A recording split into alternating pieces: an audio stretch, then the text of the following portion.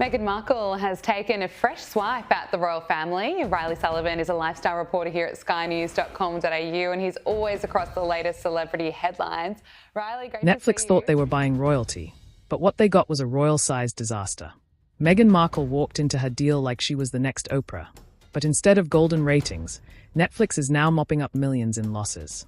What began as a glittery partnership has turned into a full-blown financial migraine, and the timing couldn't be worse. Remember when Netflix hyped with Love, Meghan as if it were the next big cultural phenomenon? They even pushed a so-called second season, making it sound like a smash hit had returned. But here's the kicker, it wasn't really season 2 at all. It was leftover footage from season 1, reheated like last night's leftovers. And audiences weren't fooled. Ratings plummeted so fast you'd think the crown jewels were weighing them down. Behind the scenes, Meghan was furious. This was supposed to be her big Hollywood rebrand. The moment she went from Duchess to mogul, cementing herself as the face of modern celebrity royalty. Instead, Netflix saw the numbers, panicked, and started slashing budgets like gardeners trimming dead roses. Plans were cancelled, payouts were gutted, and Meghan's carefully crafted empire suddenly looked like a house of cards. Let's talk about just how brutal those cuts were. Meghan was reportedly lined up for a $5 million payday for a holiday special. After the flop, that number shrank to just $800,000. That's not a haircut, that's a financial guillotine. And it didn't stop there. Her upcoming travel series, once worth $2.5 million, got chopped down to $450,000.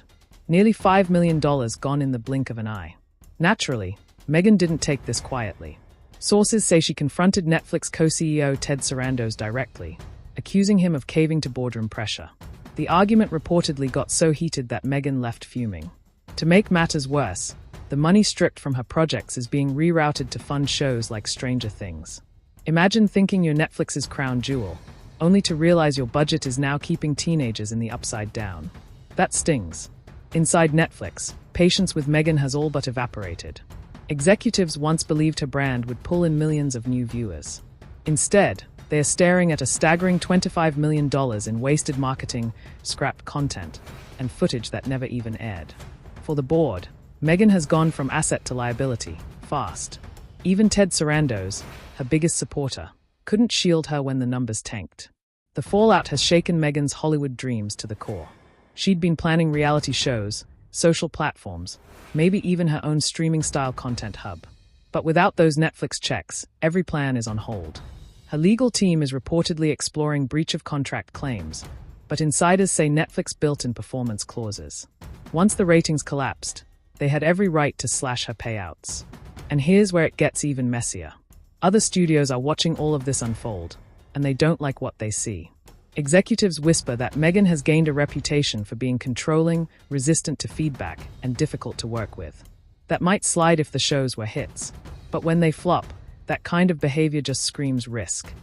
Combine that with headlines about multimillion-dollar losses, and you've got a brand no one's rushing to bankroll. Still, Meghan isn't giving up. She's pitching new projects, reaching out to investors, and even sniffing around YouTube studios for opportunities. There's talk of an unscripted series about redefining modern royalty, where she could control the narrative from start to finish. But so far, no one is biting. The industry knows her track record, and no one wants to gamble millions on another meltdown. Her fans are divided. Some defend her fiercely, arguing she's being targeted unfairly by the media.